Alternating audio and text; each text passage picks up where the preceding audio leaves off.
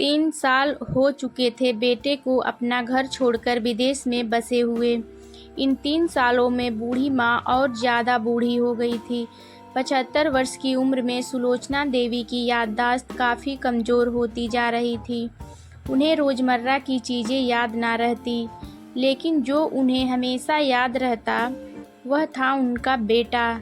दिन हो या रात, एक पल भी ऐसा ना होता जब उन्हें अपने बेटे की याद ना आती। दूसरी तरफ बेटा था जो साल भर में एकाध बार अपने माँ को फ़ोन कर लिया करता और 1-2 मिनट से ज़्यादा बातें भी ना किया करता। फिर भी यह बूढ़ी माँ टकटकी लगाए अपने बेटे का इंतज़ार करती रहती।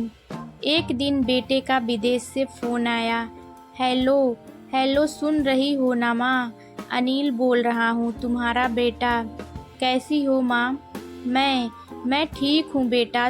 तुम, बहू और मेरा पोता कैसा है? माँ ने पूछा। सब अच्छे हैं माँ। मैं अगले हफ्ते गांव आ रहा हूँ माँ, तुम्हें लेने। अब हम सब साथ में ही लंदन में रहेंगे माँ। तुम्हारी बहू कह रही थी माँ को यहाँ पर लेकर आओ। बेचारी अकेली वहाँ परेशान होती होंगी। बेटे ने कहा। माँ की बूढ़ी सूखी आंखें आंसुओं से भीग गई। उसके कमज़ोर शरीर के नस-नस में खुशी की लहर दौड़ गई। बेटे और बहू का अपने प्रति प्रेम देखकर माँ का मन खुशी से भर आया। बेटे ने आगे कहा, माँ तैयार रहना माँ, मुझे ज़्यादा दिन छुट्टियाँ नहीं हैं। जिस से जितने पैसे लेने हैं लेकर रखना। तब तक मैं प्रॉपर्टी डीलर से बात कर लेता हूँ घर के लिए। घर के लिए? माँ ने पूछा। हाँ माँ, गांव का घर हमें बेच देना पड़ेगा।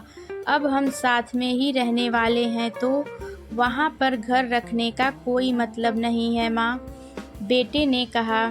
बुढ़ापे की वजह से ठीक से चलने में असक्षम माँ ने पूरे मोहल्ले में घूम घूम कर अपनी इस खुशखबरी को सबको सुनाया। सभी को खुशी हुई। सबको लगा माँ जी के आखिरी दिन अपने परिवार के साथ खुशी से बीत जाएंगे।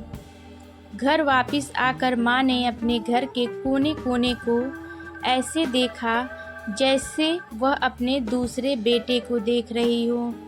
देखे भी क्यों ना, उस घर को अपने बेटे से कम थोड़ी ना समझा था। अपने पति के साथ 40 साल यहीं तो बिताए थे, लेकिन अब मजबूर थी बुढ़ापे के आखिरी साल बेटे और बहू के साथ बिताना चाहती थी। दिल पर पत्थर रखकर घर बेचने के लिए माँ तैयार हो गई। आनन फानन में बेटे ने घर को आधे दामों पर बेच दिया। माँ ने ज़्यादा नहीं, लेकिन जिन चीज़ों से दिल लगा था उन चीज़ों को समेटा और बेटे के साथ टैक्सी में बैठकर एयरपोर्ट के लिए चली गई। एयरपोर्ट पर आकर बेटे ने माँ से कहा, माँ तुम यहाँ बेंच पर बैठो, मैं सामान और बोर्डिंग पास की जांच कराकर आता हूँ। वहाँ वक्त लगता है और खड़ा रहना पड़ता है, तुम्हें तकलीफ़ होगी। तुम यहीं आराम करो। मैं यूँ गया और यूँ आया।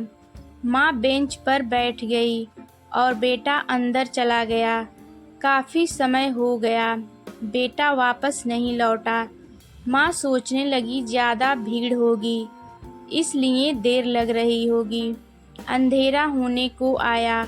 अब तो लोगों की चहलकदमी भी कम होने लगी। माँ को अब चिंता होने लगी। एक कर्मचारी ने आकर पूछा, किससे मिलना है माँ जी आपको? यहाँ पर क्यों बैठी हैं? डरती हुई आवाज़ में सुलोचना देवी बोली, मेरा बेटा अंदर सामान की जांच कराने गया है। लंदन जा रहे हैं हम। क्या नाम है माँ जी आपके बेटे का? कर्मचारी ने पूछा। अनिल नाम है मेरे बेटे का, सुलोचना देवी ने बताया। कर्मचारी अंदर गया और थोड़ी देर बाद बाहर लौटा। उसने सुलोचना देवी से कहा, माँ जी लंदन जाने वाली फ़्लाइट तो दोपहर में ही जा चुकी है और आपका बेटा भी उस फ्लाइट में बैठकर जा चुका है। अब आपको यहाँ बैठने का कोई मतलब नहीं है। आप भी अपने घर चली जाइए। क्या जा चुका है और मैं घर जाऊं? घर? माँ की आंखों से आंसुओं के सैलाब उठने लगे। जैसे तैसे माँ घर पहुंची, जो अब उसका था ही नहीं, बिक चुका था। वो वहीं बरामदे में तुलसी के पास सो गई। घर के नए मालिक को उस पर दया आई तो एक कमरा किराए से उसको दे दिया। पेंशन के पैसों से खाना और किराए का बंदोबस्त हो जाता था। दिन बीतने लगे। कुछ दिनों बाद घर के नए मालिक ने सुलोचना देवी से कहा, माँ जी, आप अपने रिश्तेदारों के यहाँ पर जाकर क्यों नहीं रहती हैं? इस उम्र में आपके लिए वही अच्छा होगा। अच्छा तो होगा, लेकिन अगर मेरा बेटा वापस आया तो उसका ख्याल कौन रखेगा? मेरा बेटा बहुत भोला है, उसे अपना ख्याल रखना बिल्कुल नहीं आता। मैं कहीं नहीं जाऊंगी, क्या पता कब उसे मेरी ज़रूरत पड़ जाए, माँ ने कहा। दोस्तों, सच बता रहा हूँ, माँ की ऐसी बातें सुनकर मेरी आंखों में आंसू आ गए।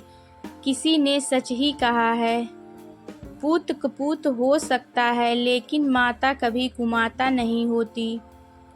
दोस्तों, आप सभी से हाथ जोड़कर विनती करती हूँ, अपने माता पिता की जितनी हो सके सेवा करना।